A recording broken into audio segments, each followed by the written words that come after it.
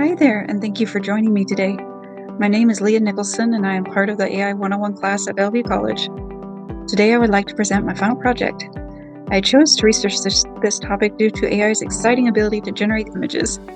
Can AI itself be used to help us distinguish between AI art and human art? Let's find out.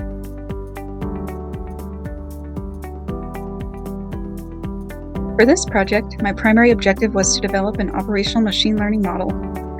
This model is a custom algorithm designed to categorize images.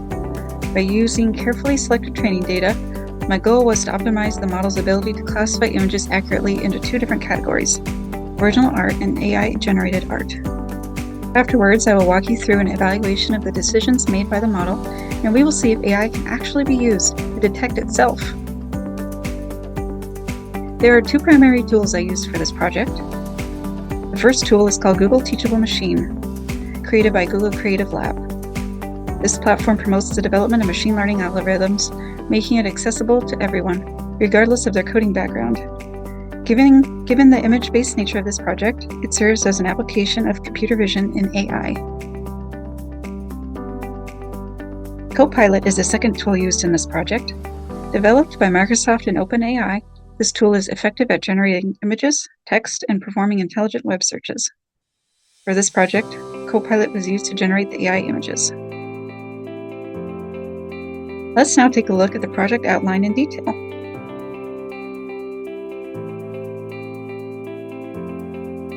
Since AI is now being used in artistic expression, we must ask ourselves, what are we looking at? Is it AI art or is it human art? This distinction can be challenging because AI can be used to emulate specific artistic styles. As a result, there exist issues of plagiarism and derivative works.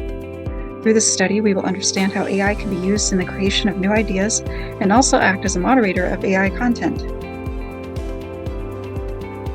AI is good at copying. Here is one example of artistic style emulation. We have on the left side a painting by Van Gogh, and on the right is AI-generated art in a similar style. You can see how the AI can pick up on themes, colors, and other elements in the original. This was an example chosen at random. It is possible through prompt engineering to make the derivative work even more reminiscent of Van Gogh's style. What do we expect to happen with the sorting decisions?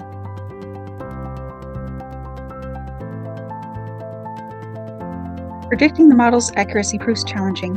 Human beings often struggle to differentiate between real and AI-generated images. Will AI outperform humans in this regard? My prediction is that AI will encounter difficulties resulting in poor accuracy with identification. I suspect this to be the case because art is inherently subjective and can be highly nuanced. The subtlety involved poses a significant challenge for even the most advanced AI models.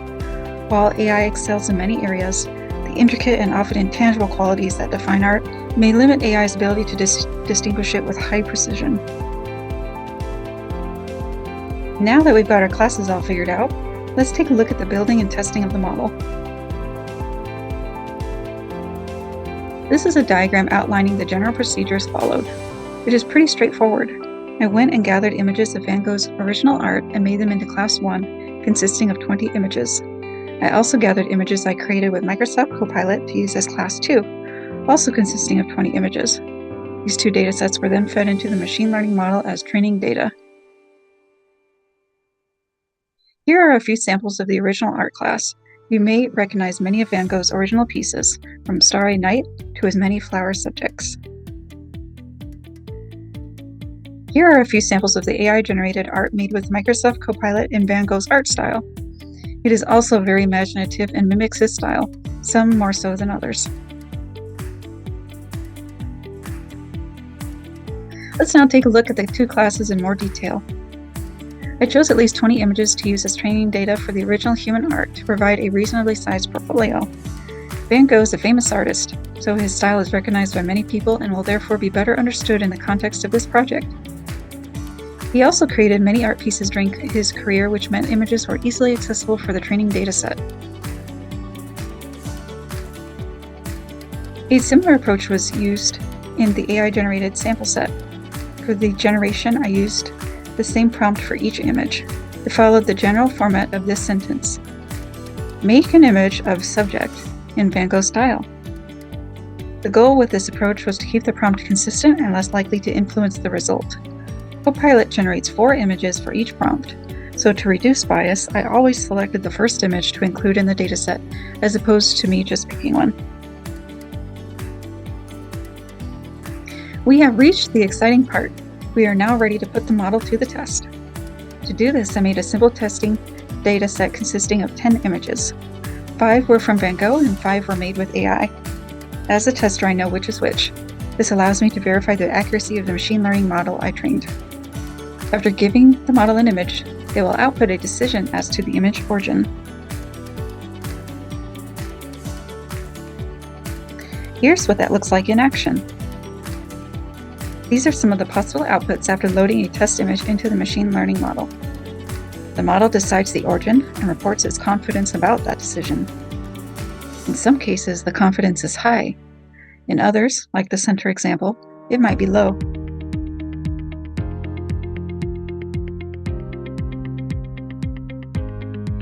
Let's take a look at how the model characterized the images. For the first case study, we have the accurate identification of AI. The model was very well suited to labeling AI-generated work, which is amazing. Here is an example. The artwork displayed here was entirely AI-generated in Van Gogh's style. I was surprised that this image was labeled accurately as AI-generated work, since Starry Night is perhaps the best-known Van Gogh painting. At first glance, most people would suspect it is the original.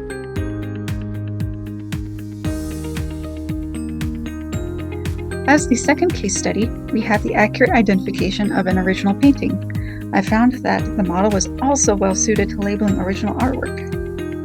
Here is an example of that scenario. I was surprised that AI accurately identified this as Van Gogh's painting. This was a much later piece he created in his lifetime, and it is perhaps less identifiable as his work. As the third case study, I anticipated that the model would label an AI-created artwork as original at least once. But this type of error did not come up, which was unexpected. Although in a test of just 10 cases, it might have been chance. In the last case study, I anticipated that the AI would label an original art piece as AI created at least once. But again, this did not come up, which was not expected and may be due either to chance or to an effective model. Now let's reflect on this study. How accurate was the machine learning model? Out of 10 total testing images, the machine learning model I trained was able to accurately identify the origin of all the images.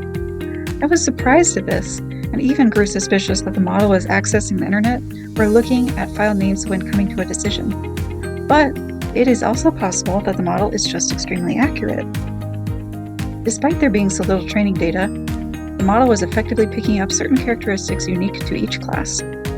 It is difficult to know what attributes are being assigned to each class.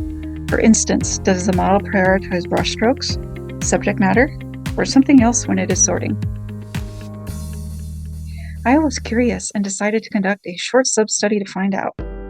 Looking at the two training datasets side by side, it became evident that Copilot prefers to generate images in brighter colors. It had stylistic choices not reflected in many of Van Gogh's original paintings. I used this insight to modify my original prompt to include in neutral tones to see if I could influence the model. These images were generated using the color-modified prompt, which resulted in fooling the AI 80% of the time. In other words, the AI identified these images as original artworks, despite all of them being AI-made.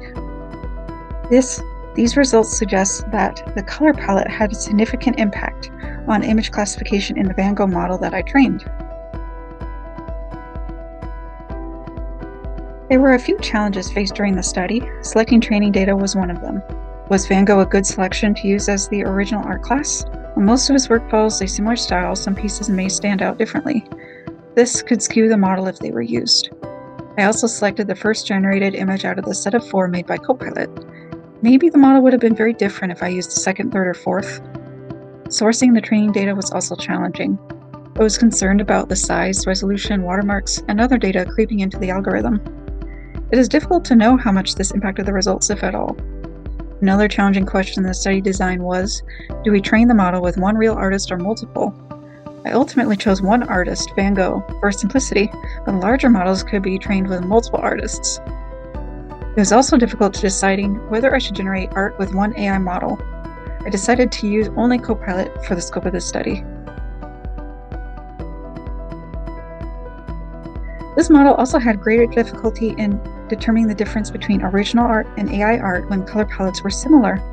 This suggests that color has a significant weight in determining an artistic style for the trained model. The model is also highly specific.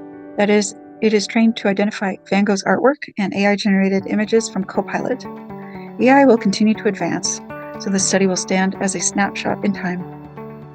It is also trained on just 20 images in each class, which is very small. As some final notes, we know that AI is fallible. Despite thorough training, it can still behave in unpredictable ways, such as in the sub-study. Therefore, we can't use it as a sole factor in any kind of legal proceeding. Finally, some artists may not have a distinctive style, or they may change styles during their career, which leads to difficulty in training data selection. How do we improve the study for future exploration? Like all machine learning models, this model would benefit from a larger and more diverse training dataset. The dataset used here was small by design, which allows it to fit into the scope of a class. In the future, other machine learning models can be trained to identify AI-generated art from multiple AI platforms, not just Microsoft Copilot. We are also not limited to art.